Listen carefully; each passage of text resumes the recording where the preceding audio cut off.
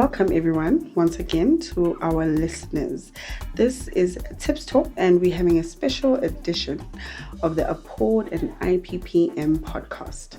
So Aporde allows talented academics, policymakers and civil society representatives from across the continent to gain access to alternatives to mainstream thinking on developmental issues and to be equipped in a way that will foster original thinking. Welcome. My name is Nondwe Majundana, your host, and this show is one where we delve into the fascinating world of economics and its impact on global development. Today, we have the privilege of sitting down with one very beautiful lady. She could be Miss Guinea if you didn't know. Yes, from style to elegance, she's got everything, but she's also got the brains and she is very passionate about this continent. Please introduce yourself, Miss Zeinab Camara. Very happy to be here. Zeinab Camara from Guinea-Conakry, a former Member of Parliament of the National Assembly of Guinea and previous Chief of Staff of the Ministry of Higher Education and Research. And my previous life, I also was Senior Manager for Communities and Social Performance for Rio Tinto on the Simondo project. And now I'm the Executive Director of a think tank called Polyethic for Leadership and Governance in Africa. And why are you, this beautiful woman, doing so much of this work to advance this continent? What drives you? I'm passionate about Africa. But it came out of a frustration where we are such a beautiful continent. But how come with all the resources that we have, human, natural resources, and we still lag behind? So from a young age, I come from, my parents are diplomats. So we've been traveling the world from ex-Yugoslavia to Egypt to Russia. So I saw from onset that Africa was lagging behind. So from 15, I knew I wanted to work in Africa. I wanted to contribute to the development of our continent so we can be big players on the international scene.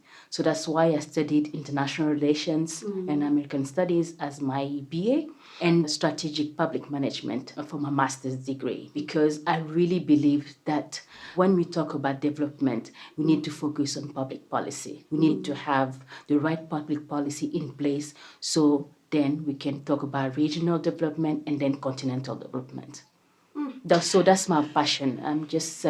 And I really believe that we need to get to it as Africans. And I really believe in regional and African integration, Pan-Africanist.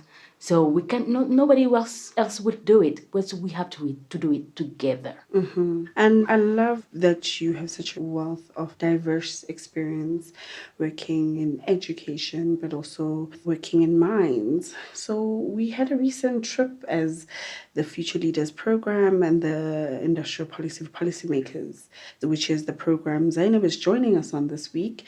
My stark realization was when we were at Mintech and we saw the periodic table.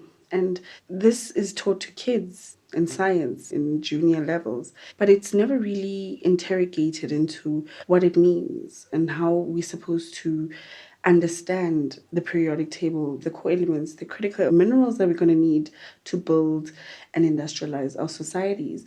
What do you think of, how education can play a better role in ensuring that African children understand what firstly they have underground, but how they can use it? Because that's where these developed countries are beating us. They're innovating in everything to be able to bring us energy, develop the economies, but also industrialize. I won't even say that education has to play a big role. Education is the pillar of our development. And I was really glad to be part of this program, coming from a political science point of view and in a room full of economists. And I always say that, when economists meet, you need to integrate people from research, people from academia, but also people from the education system, because that's the foundation where you can lie all the economic policies and other sectors. So for me, education is key. And for that, you need to make sure that the government, academia, and industry work together. That's what I call a development. It has to be holistic. Education needs to know what industry will need in 20, 40 years' time. Definitely. And then that path is then put in place by the government, such policies. When we know that we need maybe to have a nuclear plant, that's an example. The government knows that we need that, or hydropower dams, we need it in 10, 15 years' time. So how do you integrate that into the educational system? So we know we need engineers, we know the old mechanical specialists, we need all of those skills. So we need to integrate that in education, not only for students, but even teachers. Because one of the key problems that we have is not only how to educate our children, is how to train our trainers, how to improve the quality of education system through improving the quality of our teachers, especially teachers at the primary and secondary level. Because we tend to believe that we need to have the best teachers at university, but actually it's when children are young, that's where they pick up the values. So when they have a good foundation, and then they can do whatever they want to do. So, but in Africa, what you tend to see is you have teachers sometimes with no education taking care of children at kindergarten or primary school. So it's the less qualified people that we tend to have at that level. It should be the other way around. We need to have the best, the qualified teachers at that level so the children can have a basic. I did a trip when I was at the Ministry of Higher Education in Finland, because Finland is perceived as one of the best educational system in the world and very well classified. So we wanted to see how can we improve our program and to make it to have like a long-term vision. So we have to benchmark with the best. So we went on a trip in Finland, and apparently when you ask children from primary or secondary school what they want to do when they grow up, in our countries, people will say, I want to be a politician, I want to be a businessman, a lawyer. And now they want to be teachers. Teachers comes number one from children. Wow. So you see how well respected they are, but because also they have very good conditions. So you get the best at teaching our children. So like I said, what you put inside, input, that's what's come out. If you really want to be serious, we need to take education seriously. And that will have an impact on economy. Because then you know that you have high-skilled labor that can work in our factories. Because what's the point? Having all those economic policies in place, attracting investors, and then when they come, they cannot find skilled workers. And then they have to bring qualified workers from all over the world to work in their businesses. And then that will create a lot of frustration and tension within the countries and within our communities. So it links, but the basic should be education, then working with academia. So they do the research, those research then taken into account by the government to make better and sound economic decisions. Oh, that's so impassioned. I really agree on it.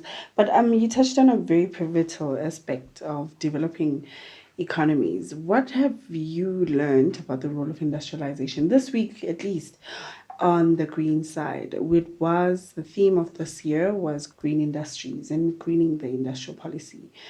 What does this transition look like to you, or in Guinea, or now that you've had a little bit of motivation from the lecturers? What are your key takeaways? Really, I just want to congratulate. We had very good lecturers. I was really impressed. And congratulations to you guys as well for the logistic. Everything was just, fit in. Just, very fantastic, and really congratulations on that. Secondly, it was an eye opener for me. Like I said, I'm not coming from an economy side, but economy is so important because at the end of the day, what we want to have better quality of life of our citizens.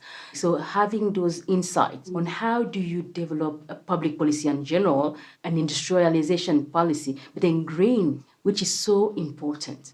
Because what we tend to believe when we talk about green industrialization in Africa or in my part of the world, we only focus on environmental issues.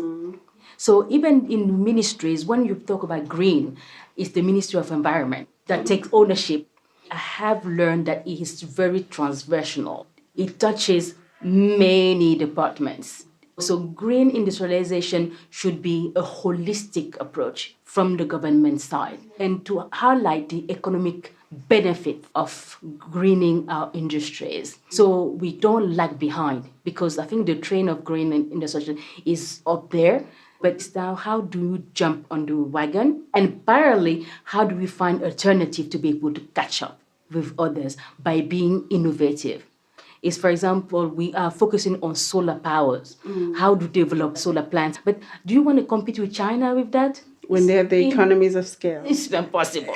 So then now is how to be innovative. So we can catch up by being strategic. And I think that's what this course is about, is being strategic. Not only about the vision, but what strategies can you take to be able to implement, not the whole Africa, because Africa is not one country. So everybody have their realities. So how do you make sure that you have a vision, you have the strategy to be able to implement from now on to include in your industry? For example, we know energy is a big hurdle for African economies. So how to make sure that you include the green policy into your energy plan? How do you make sure that you have mixed energies that will not have a lot of impact on the environment, but is also economically viable? And how can you make sure that the policies also are very coordinated? Green is about everybody. So it's not only about environment. So how to make sure that you have a coordination at the government level to be able to be successful. Another takeaway that I got, anything we do, at the end, we always come back to government policymakers. And I've said that on many occasions. We need to have the best qualified people in government to be able to develop public policies. So they need to understand the challenges, the strategic vision. And also, like I said, that's where these three-parted collaboration, government, academia with research, and the industry is important. So policymakers are at the center of this. They need to listen. They need to listen to the industries. They need to listen outside to be able to develop public policies. And third, cooperation, regional cooperation, because Africa, we don't have the luxury to have like a big market like America or Europe or China. So we are each other's market. We are, exactly. So how do we make sure that we penetrate other markets, but also we develop our internal market? How do we mobilize internal resources to be able to finance the green industrialization? Because it's not free and we lack resources. So I think there are challenges, but I'm very optimistic. I see that. I am very optimistic because I'm like, okay, now how to make sure that we are innovative? And sometimes coming last, you can learn from the first movers. Yeah. So let's see how we can learn from others, position ourselves, and have a long-term vision. As you talk about coming in last, it was interesting to hear Pamela's session saying that we actually, as South Africa, created the first EVs. I didn't even know that, EV cars. And now it's sitting in a museum somewhere. So you can't even be not a laggard and start the innovation, but seeing it through. Being able to develop those economies of scale, industrializing manufacturing, productivity, and then scaling for, the manufacturing side so that there's jobs. As African, it's not our culture to be patient. We're not patient. We just want to do things, have the result tomorrow. And others, it takes time to develop an innovation to make it scalable. For example, computers, they've been created more than 60 years in the US and other parts, 60 years. And then by the time it comes to a market, well, they're doing something else, but we are just starting. We need to make sure that we put enough resources in research and development. Maybe if it will take maybe 20 years, but we need to go through. It's not because it doesn't work like in 5 years we give up and then now it's not working. No, we have to go through. And with our governments, it's that approach that I only have 5 years in terms of after this 5 years, I won't be able to impact much. And what will my legacy be? So, there's no continuity or sustainability. So I really also think it's an important relationship that needs to be strengthened. But what was your favorite lecturer, since I spoke about I know tricky one. Put you on the spot there and say what was your favorite lecture or one that you found really insightful that you were like, aha. Wow. I loved all the lectures. No, seriously, I was just, it was like always the one moment, the ha moment. But maybe the one that really talked to me more, and then maybe again it's because it's from my background, is Jonathan Dijon. That was Yes, mine as well. yes, political economy, because he really gets it. It's like, how can you make sure that you talk about internal mobilization of resources, but then the national people send their resources elsewhere because they do not maybe trust the internal judiciary system or other things. So maybe the investment will not be secured. And taking that political side into economy is major.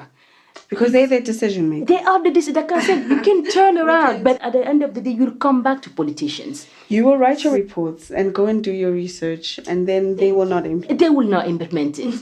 They will not. And also within the discussion, for example, about, you as an industrial, you cannot go to the European Union to negotiate partnership or, have favorable trade agreement. You cannot. It's the politicians and the civil servants that go to negotiate on your behalf. So that's why, for me, it's a call to make sure that we have the right resources in public services, people that understand, and they can go and negotiate on behalf of the population and come back with tangible agreements that we can implement at the national level, but then also at the regional and local level. And that's what my passion lies, that it's not only about national or continental policies. It's also about regional and local authorities that need to be part of the discussions.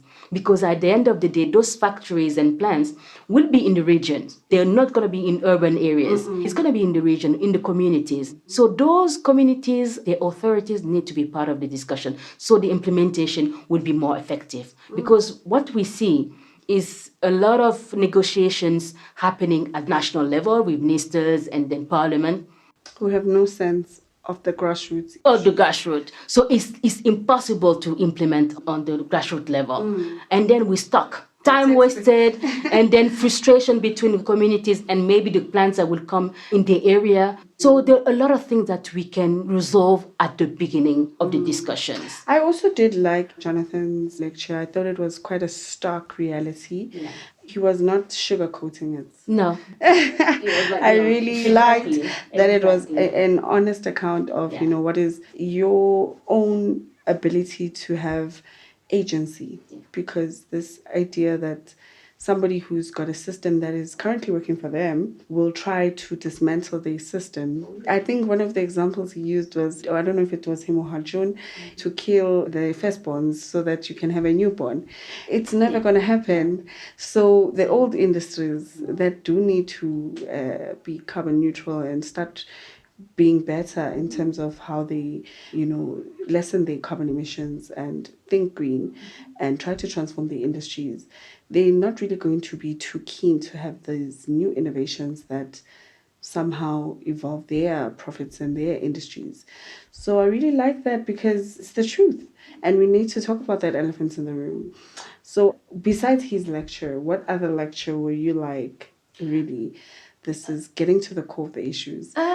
Well, it's really because maybe I like bits of everything. I like about the financing because that's a very big issue. So talking about all the national banks that we have, I think they said about 25% of national banks are in Africa, 100 and something national banks in our countries. But I think that's just waste of resources. So that's where I think cooperation comes in again. So can we just utilize our resources to be able to be more effective? Like, our regional development banks, like the African development banks, and maybe 2 or 3 others that can really finance our gigantic needs. And also, I think an example from what's his name, the former minister? Akabi. Akabe. Ekebe. Akebe, yes. And when you talk about Ethiopia financing the dam, a hydropower dam, on its own resources, I think, okay, if you really want something, because that will allow other industry to emerge. So it's an investment that you do. So, and I think a lot of countries are being able to do that because, again, it has been a political will. Everything is a political will. And so, when you say that, no, there's no resources, it's because the president has not decided this is a priority for me. As soon as it is a priority, all the mechanism will be put in place. We follow to be able to realize that. I had a session with him this morning about Ethiopia and how intentionality was being able to, have outcomes for the population to leverage the growth of the economies to significantly raise the population's death outcomes. And I thought our governments need to be more intentional. They can't say it's for somebody else to do. It is their work. And as a person coming from government, what would be some low-hanging fruits that you think could be done by governments? We need to have serious government. So the one we have is no. When I say serious, because for me, public service needs to be serious. And have integrity. And it has to be, and it's not for everybody to be a civil servant. If you want to be rich, and you don't come to public service. Public service is like to serve the public, and I think for me it's a call. And so if you decide that we want to change people's life, because that at the end of the day is that I want to change my neighbor's life. I want to change people's life. So you have to take it seriously because your decisions have an impact on generations and generations. And that's what we are seeing now. The impact on Africa is not the decision that are made the past 5 or 10 years. It's a decision that have been made long before, even during colonization.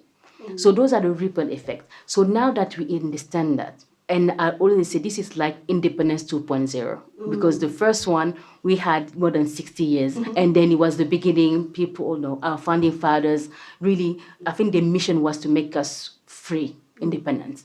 Now we need to think about the economic independence 2.0, how to make sure that you can put food in our bellies. So then when our bellies are full, then we can think, because you cannot ask someone who's hungry to think, to make decisions. To innovate. To innovate. So that should be our call, to make sure that, we improve the people's life. And for that, I again think that it lies on public service. Public service is different from politicians. Being a public servant, you work for all the administration over the years. And politicians, they come and go. And that's the thing that's we were mentioning yesterday. In the UK, for example, you can have many politicians coming up, but then the civil servants are the one are really holding on due to policies across many years. So that's why we need to do in Africa. We need to make sure that we have strong public policy makers over the years, and then that will really stick to the vision, stick to what needs to be done. Politicians will come, parties will come and go, but at least we have stability. As somebody who's just joined this Future Leaders program and industrial policymakers, you guys are going to be the ones to take the baton forward into your regions, into your countries, and really on the ground with the colleagues, with your networks, be able to share this knowledge and capacity on what is possible, how we need to think differently, developing our economies, how we need to think contextually of using a case study of another country, but how do we apply it to our own countries?